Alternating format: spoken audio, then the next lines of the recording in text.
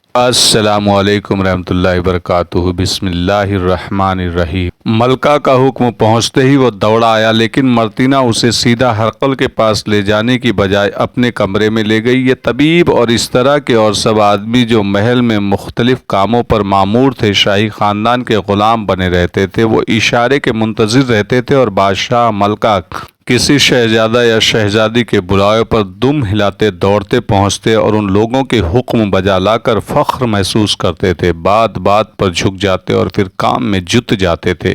اس طبیب کا انداز بھی ایسا ہی تھا، لیکن جو ہی وہ مرتینہ کے کمرے میں داخل ہوا، اس کا انداز بالکل بدل گیا۔ یوں لگتا تھا جیسے یہ شخص ملکہ مرتینہ کا کوئی قریبی عزیز ہو یا بے تکلف دوست۔ کیا حال ہے؟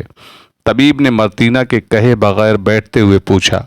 دماغ ٹھکانے آیا یا نہیں؟ نہیں، مرتینہ نے جواب دیا، وہیں کا وہی ہے۔ میں نے ابھی ایک موقع دیکھ کر کہا کہ ہرقلیوناس کو مصر بھیج دیتے ہیں کہ جرنیلوں کی نگرانی کرے اور اس طرح غداری کا خطرہ ٹل جائے گا، لیکن ہرقل نے صاف طور پر کہہ دیا کہ وہ خود جائے یا قسطنطین کو بھیجا جائے۔ ہرقلیوناس اس کام کے قابل نہیں۔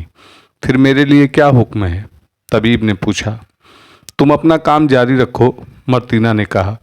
اب یہی ایک علاج رہ گیا ہے۔ مجھے کچھ ایسا نظر آ رہا ہے جیسے یہ شخص اپنی زندگی میں ہی قسطنطین کو تخت پر بٹھا دے گا۔ آج اسے دیکھ کر بتاؤ کہ یہ کتنے دن اور زندہ رہے گا۔ اب میں جلدی میں ہوں۔ ملکہ محترمہ، طبیب نے کہا، ایک بات جو شروع سے ہی کہتا چلا آ رہا ہوں، آج پھر وہی بات کہوں گا۔ آپ کا مقصد 2-4 لمحوں میں پورا کر سکتا ہوں، لیکن میں تو پکڑا جاؤں گا ہی۔ میرے ساتھ آپ بھی پکڑی جا سکتی ہیں۔ یہ کام آہستہ آہستہ ہونے دے۔ کیا آپ اس کے اثرات دیکھ نہیں رہی؟ کسی کو شک تک نہیں ہو رہا۔ میں نے اچھے دانش مندوں کی زبان سے سنا ہے کہ ہرقل کو پے در پہ شکستوں کا غم کھا رہا ہے۔ کہیں سے کوئی بہت ہی قابل طبیب لے آئیں، اسے بھی پتہ نہیں چلے گا کہ شاہ ہرقل کو غم نہیں بلکہ کچھ اور کھا رہا ہے۔ ہر طبیب یہی کہے گا کہ شاہ ہرقل کی جو ذلت و خواری ہوئی ہے اور ہو رہی ہے، اس کا اثر اس کی صحت پر بہت برا پڑا ہے۔ اٹھو، زیادہ وقت نہ لگے، مرتینہ نے کہا۔ وہ یہ نہ کہہ بیٹھے کہ طبیب اتنی دیر سے کیوں پہنچا ہے۔ یہ طبیب ادھیڑو عمر آدمی تھا، چہرے مہرے ڈیل ڈول اور انداز سے دانشمند طبیب لگتا تھا۔ مرتینہ اس سے 3-4 سال ہی بڑی ہوگی، لیکن وہ طبیب سے چھوٹی لگتی تھی۔ طبیب اٹھا اور مرتینہ کا بازو پکڑ کر اپنی طرف کھینچا اور اسے اپنے بازوؤں میں جکڑ لیا۔ مرتینہ نے ذرا سی بھی مزاحمت نہ کی، بلکہ اپنے آپ کو اس کے حوالے کر دیا اور اتنا کہا کہ پہلے اپنا کام کر لو۔ پہلے مرتینہ ہرقل کے کمرے میں داخل ہوئی اور اس کے پیچھے طبیب اندر گیا۔ رک کر پہلے جھکا، سیدھا ہوا اور دایاں بازو آگے کر کے رومی انداز سے ہرقل کو سلام کیا۔ پھر تیزی سے آگے بڑھا اور ہرقل کی نبض پر ہاتھ رکھ دیا۔ نبض چھوڑ کر اس کے پپوٹے دونوں انگوٹھوں سے اوپر کیے اور اس کی آنکھوں میں جھانکا۔ اس طرح ہرقل کا معائنہ کر کے اس کے قریب ایک کرسی پر بیٹھ گیا۔ قیصر روم، طبیب نے کہا، سلطنت روم آپ کے دم سے قائم ہے۔ فتح و شکست انسان کے ساتھ ساتھ لگی آ رہی ہے۔ آپ مجھ سے زیادہ عقل اور دانش رکھتے ہیں۔ اگر آپ نے اس طرح ہاتھ پاؤں چھوڑ دیے تو شکست آپ کے مقدر میں لکھ دی جائے گی۔ حوصلہ کرے، اس تخت پر بیٹھے بیٹھے ہی آپ اس عارضی شکست کو فتح میں بدل سکتے ہیں۔ میں قیافہ شناس بھی ہوں۔ میں آپ کو یقین دلاتا ہوں کہ جو علاقے سلطنت روم سے نکل گئے ہیں، ان سے کچھ زیادہ ہی علاقے واپس سلطنت روم میں آئیں گی۔ ملکہ معظمہ آپ کو دیکھ کر اکیلی بیٹھی روتی رہتی ہیں۔ میں انہیں بھی یہی یقین دلاتا ہوں کہ سلطنت روم مزید سکڑے گی نہیں، بلکہ اب اس کی وسعت شروع ہو جائے گی۔ باتیں کم کرو، مرتینہ نے ذرا غصے سے طبیب کو کہا۔ اگر تم ان کا علاج نہیں کر سکتے تو صاف بتا دو، ہم تمہیں اس کی سزا نہیں دیں گے۔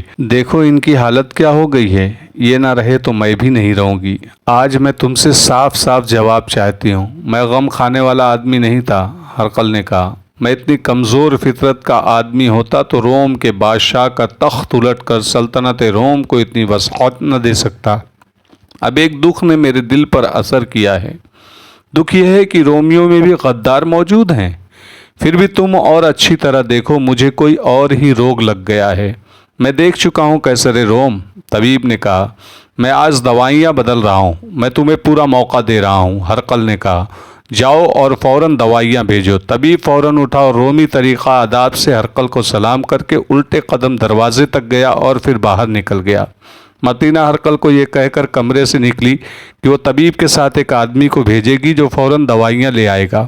متینہ ایک بار پھر طبیب کو اپنے کمرے میں لے گئی اور پوچھا کہ اب اس کا کیا خیال ہے، کام جلدی ہی ہو جائے گا؟ طبیب نے کہا، میرا اندازہ ہے کہ 1.5 یا زیادہ سے زیادہ 2 مہینے اور لگیں گے، پھر اس تخت پر آپ کا بیٹا ہرقلیوناس بیٹھا ہوگا۔ میں اس وقت تمہیں وہ انعام دوں گی کہ تمہاری نسلیں بھی مجھے یاد کریں گی۔ مارتینہ نے کہا، میں تمہیں زیادہ دیر روکوں گی نہیں، دوائیاں جلدی بھیجو اور بتاؤ کیا چاہیے۔ آپ کا کرم ہو رہا ہے، طبیب نے کہا، مجھ سے نہ پوچھا کریں کہ مجھے کیا چاہیے۔ بات ابھی پوری نہیں ہوئی تھی کہ مارتینہ دوسرے کمرے میں چلی گئی۔ واپس آئی تو اس کے ہاتھ میں سونے کا ایک ٹکڑا تھا جسے سونے کی اینٹ کہا جاتا ہے۔ آج کے حساب کے مطابق اس ٹکڑے کا وزن کم و بیش 30 تولے تھا۔ یہ پہلا انعام نہیں تھا، مارتینہ اسے ایسے انعامات سے نوازتی رہتی تھی۔ طبیب جانے کے بجائے رکا رہا اور ہونٹوں پر ہلکی سی مسکراہٹ لا کر ملکہ کو ایسی نگاہوں سے دیکھنے لگا جن نگاہوں کو مارتینہ سمجھتی تھی۔ منہ سے بولو کیا چاہیے؟ مارتینہ نے پوچھا۔ آج کی رات کو ذرا رنگین بنانے کو جی چاہتا ہے، طبیب نے کہا۔ کوئی ادکھلی کلی شام کے بعد بھیج دو تو تمہیں دعائیں دوں گا، آ جائے گی، مارتینہ نے کہا۔ اس کلی کو دیکھ کر کہو گے کہ یہ تو ہمیشہ تمہارے پاس ہی رہے، لیکن صبح کا اجالا بکھرنے سے پہلے اسے بھیج دینا۔ مارتینہ نے ایک آدمی کو بلایا اور اسے کہا کہ وہ طبیب کے ساتھ جائے اور دوائیاں لے آئے۔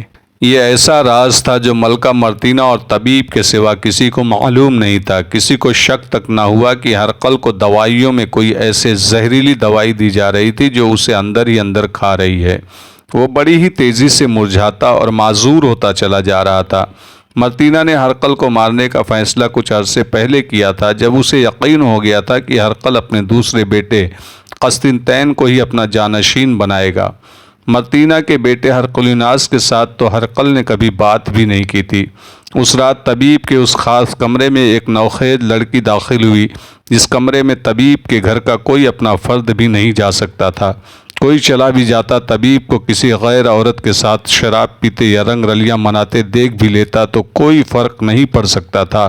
اس طبیب کو تو اس کے گھر کا کوئی فرد اس لیے بھی روک ٹوک نہیں کر سکتا تھا کہ وہ ملکہ مارتینہ کا منظور نظر تھا اور اس سے بیش قیمت انعام و اکرام لا کر گھر والوں